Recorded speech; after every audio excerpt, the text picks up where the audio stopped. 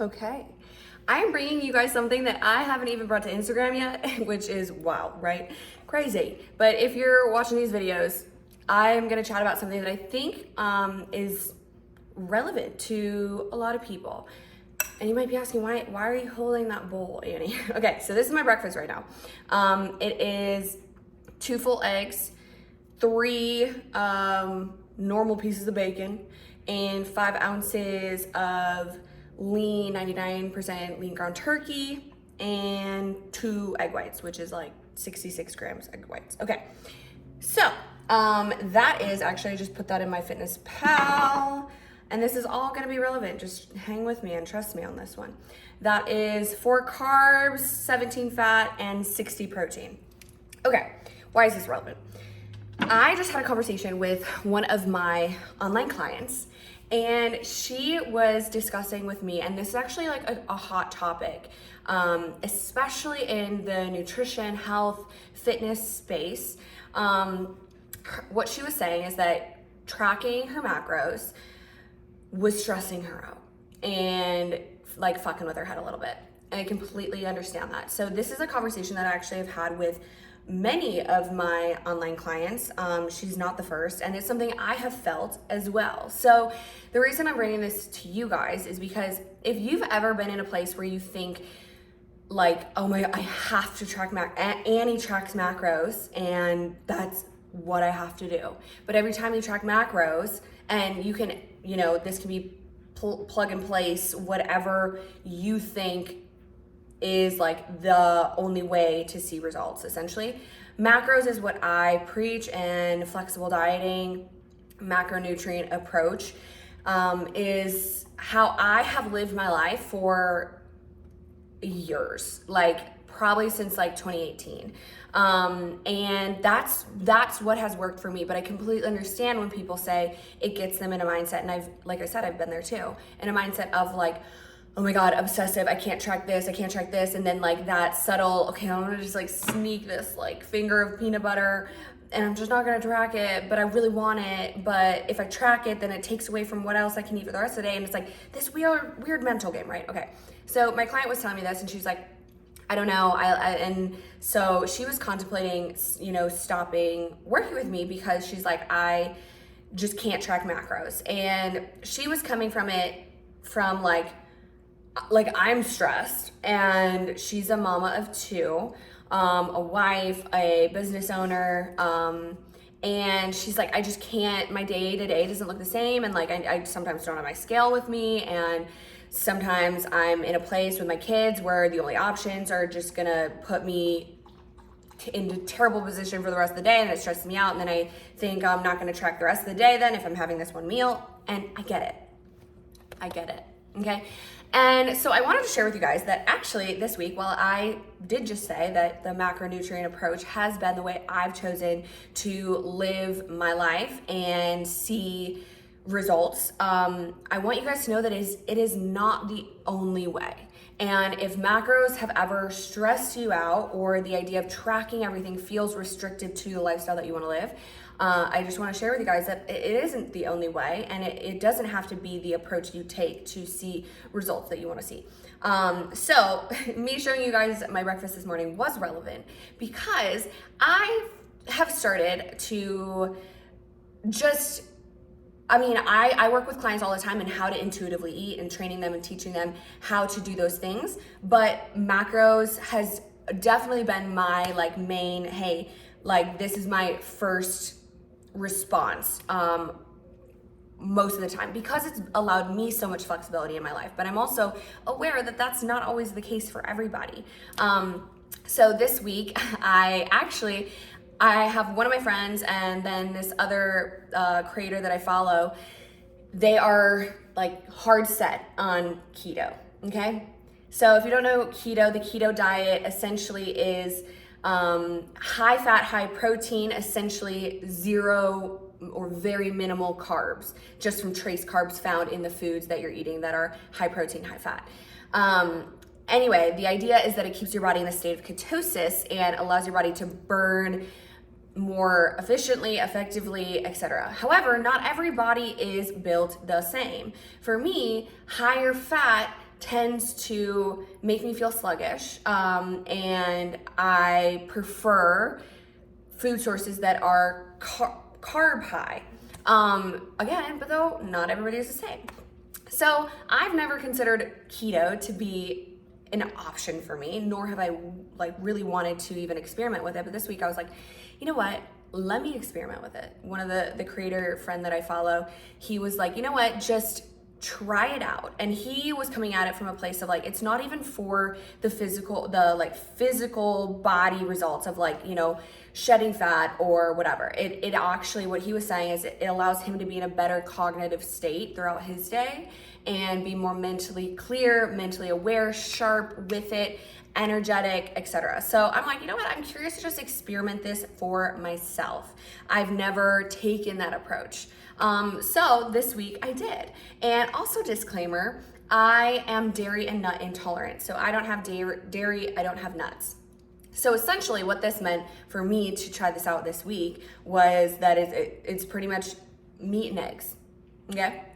And also I wanted to really like take the next step and just kind of like not track and just let me eat those food sources when I felt hungry. To see what that looked like, how it felt, how my body responded if it did, how my mental clarity responded if it did. And I wanted to come at you guys and let you know the results of this experimentation because it's Friday when I'm recording this. And to be honest, I feel great. I'm gonna explain though, because there is like a caveat. Because I'm nut and dairy intolerant, and really my sources of food this week have just been steak, chicken, shrimp, salmon, tilapia, turkey, and eggs, okay? Pork, meat and eggs, baby.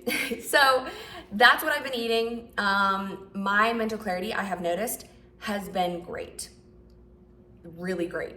And that makes sense. Fat foods with high fat storage and having fat in your diet is important for mental clarity. It is like essentially like fuel for the brain. So I know that even with personal experience that when I'm super low in fats, like a competition prep, my brain function is squat.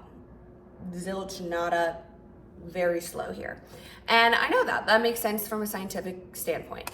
But I've always like functioned on the idea that my body doesn't do well with fats. So I've never been really in high fat intake. So I'm not telling you guys this because I'm like, you need to do keto. I'm telling you this because I just want you to know that there are different approaches to reaching your goals. So this week, like I said, I did the meats and eggs and I didn't track, except I did track 2 days. And I wanted to share that with you guys because this is an important part of the equation, okay? So I have my kind of like what I'm on right now is kind of like a maintenance level macros for me. And what I've just been consuming, I'm about 9 months post stage from my last show. So very much in like a maintenance, even maybe slightly surplus. So starting this, it's not like I had any expectation to lose weight. I really was just doing it for the experimentation of like what would happen. And I tracked those 2 days and it was very interesting. My results were, my protein was essentially on par with what my protein consumption was while tracking, which is great. And my carbs were 0. I mean, not 0. They were actually closer to like 17, 18-ish because I did allow myself, or I did use strawberries for my pre-workout. Strawberries with a little bit of salt. That was a great pre-workout. But nothing like processed, no artificial sugars, no artificial sweeteners, flavors, that sort of stuff. The other thing that I did do this week was the only thing I was drinking was water and black coffee. So that is a part of this equation as well, because I do know that having those food sources in my diet, having processed foods, having artificial flavors, sweeteners, that does cause inflammation. It does cause reactions in your body, right? And if it's a part of your everyday diet, You might not notice it a huge deal, but when you then remove it completely, that can be the source of feeling better. So it might not even be that I went to a keto diet. That's not the key to success. And what I want to share with you guys is, while my carbs were like very, very low, my fat was about like 20 grams higher than I typically do, which if you do that from a caloric standpoint, 20 times 9, there's 9 calories per gram of fat. And so what's that math there? Just under, quick math, just under 200 calories, right? So 200 calories surplus in my fats department, but I was much in a deficit for my carbs. And then, like I said, on par for protein. So what does that mean? Overall, that means I am in a caloric surplus. Okay, so did I lose weight this week? Yes, I did. It's not necessarily because keto is the answer to everything. It's because I was eating in a caloric surplus. And I removed, like I said, all those other things from my diet. Artificial sweeteners, flavors, processed foods, shit food, that would fit in my macros normally, and I wouldn't have a problem with consuming, but I just did it this week, right? The other thing too, like zero sugar-free soda and pop. I love my Diet Coke. I don't have it every single day, but I have, maybe a few times a week. So didn't do any of that this week. I did lose weight. My brain clarity was awesome, and I slept great. My energy level's awesome. And I was in about calorie-wise from where my maintenance macros, what I was consuming, I have been consuming, to this last week. I was in literally, a pretty intense deficit to go from like maintenance to this level deficit, about like a 500-600 calorie deficit. And that is coming from essentially cutting out the carbs. The caveat here, guys, is that carbs are not the enemy, and that's not what the point I want to get at. The point I want to get at is that sometimes there are many different ways you can get to the results that you want to see. If macros are stressing you out, okay. When you have a coach dedicated to working with you, you can come up with a game plan on how to address that, how to move forward, still see goals, still eat in a way that's gonna get you to where you wanna be, but not stress you out and make you feel restrictive and like binge eating potentially, which is kind of like the thing I see with people who do get overwhelmed with macros. And this like perfection tendency, right? And you can make it work, right? But understand that like essentially seeing those results, it was a result of being in a caloric deficit and honestly eating cleaner. My sodium levels also dropped significantly because I wasn't eating stuff with high sodium. Like I was literally eating meat and eggs. So I really just wanted to share this with you guys because I was pleasantly surprised. I'm pleasantly surprised with how I'm feeling. Am I gonna continue eating in a keto lifestyle? No, I don't really necessarily see it as conducive to my lifestyle. Last night I went and had dinner with my family. They made like personal homemade pizzas, and I brought a steak and like some pork to cook, like on the stovetop or whatever. So I ate that because I really wanted to just like stick with what I wanted to do, see how, again, really do this full week, see how I felt. And ideally, like for me, I would love to have partook in that. And if I were doing a macro approach, I would have tailored my day to be able to allow for that at the end of the day, especially when you know like where you're gonna be, what you're gonna be eating, etc. Easy to plan for stuff like that for me.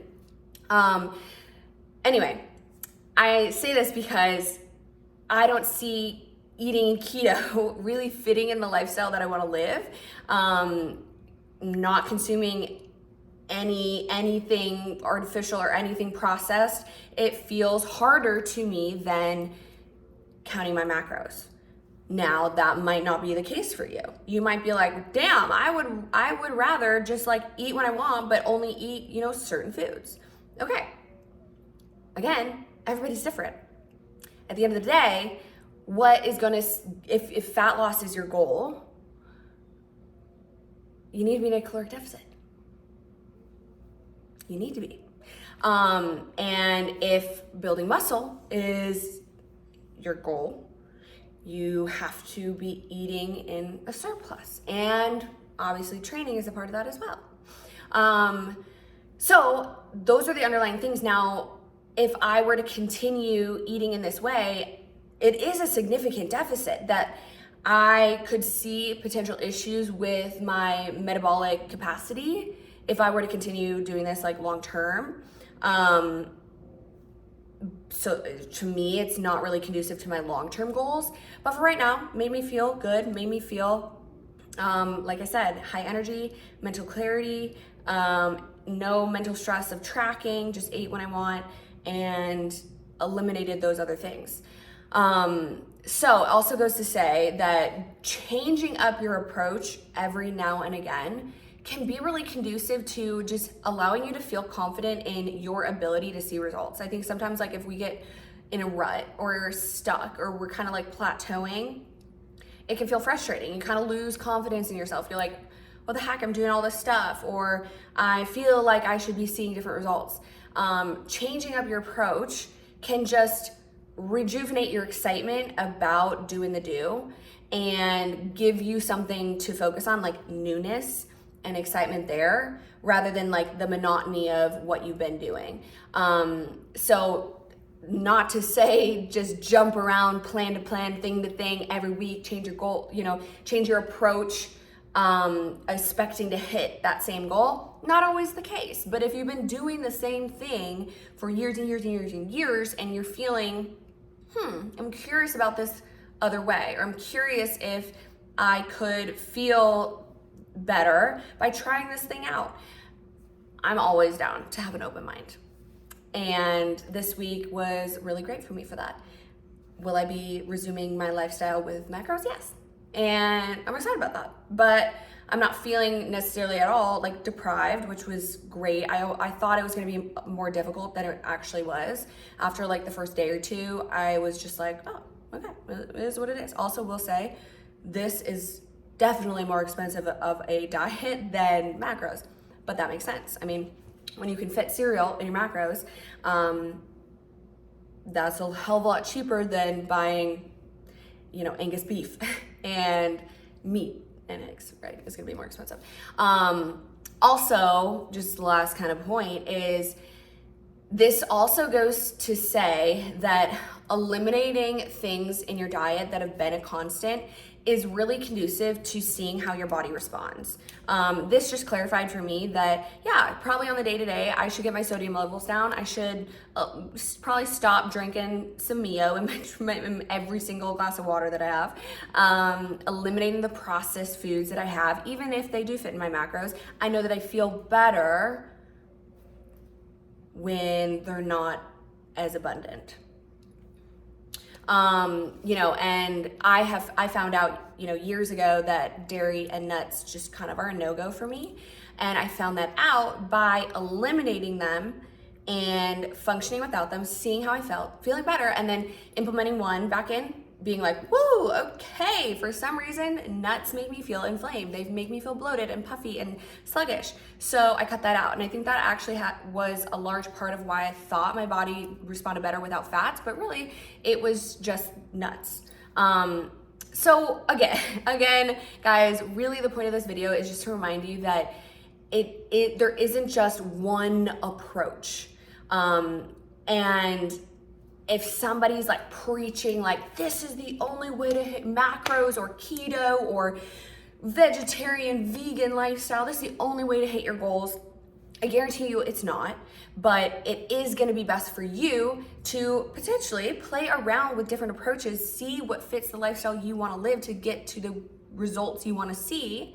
And there are many different ways to do that. At the end of the day though, like if you look at a vegan diet and a keto diet, you're cutting out significant food groups.